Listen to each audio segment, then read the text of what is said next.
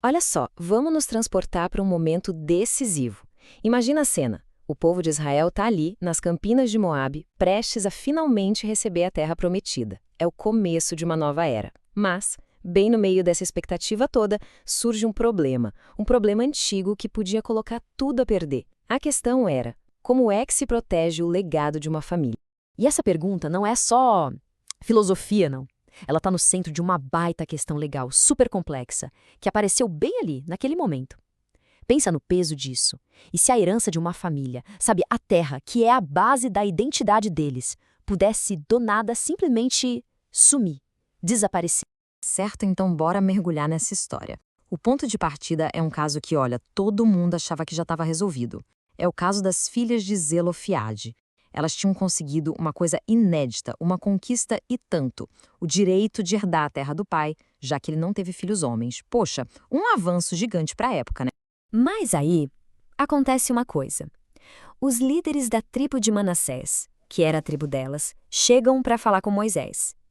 E é importante entender, eles não estão ali para reclamar da decisão, para dizer que foi errado. Não, não. Eles chegam porque enxergaram lá na frente. Viram um problema futuro, sabe? Uma consequência que ninguém tinha previsto com essa nova regra. O que eles fazem é basicamente apontar uma brecha na lei. Uma falha pequena que podia ter um efeito cascata gigantesco. Pensa bem, se essa brecha não fosse corrigida, ela tinha o poder de desmontar todo o sistema de herança das tribos. E esse sistema era tipo a base da sociedade deles, o que garantia a distribuição de terras. Era sério. Muito sério. Olha, o problema em si era até simples de entender, mas as consequências, nossa, eram enormes. A situação era a seguinte: no momento, a herança pertencia à tribo do pai, a tribo de Manassés, certo? Mas qual era o risco? O que aconteceria no futuro? Se uma dessas filhas casasse com um homem de outra tribo, a terra dela iria junto, ia passar a pertencer à tribo do marido. E o pior, para sempre. Aí, alguém mais atento poderia pensar: ué, mas e o ano do jubileu?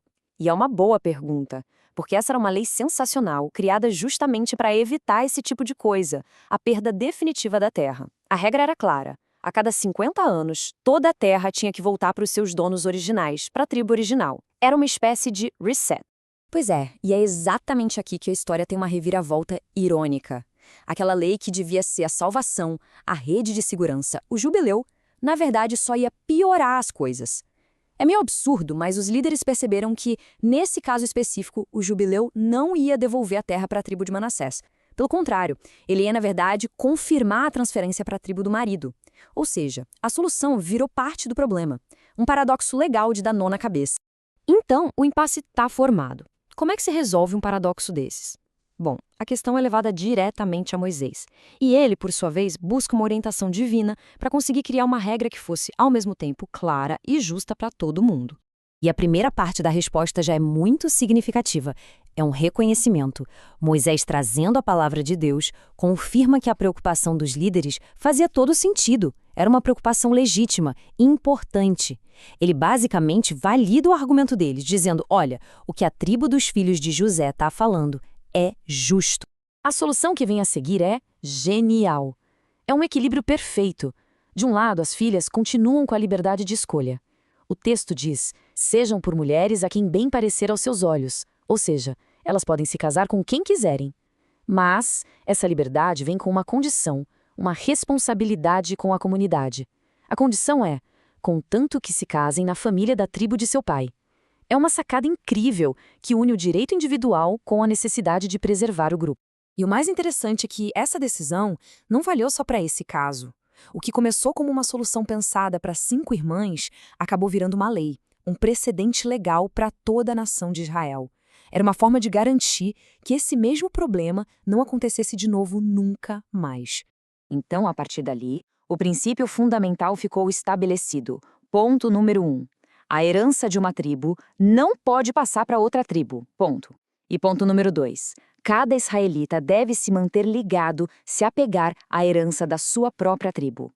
Com isso, a estrutura social e a distribuição de terras ficavam protegidas, intactas.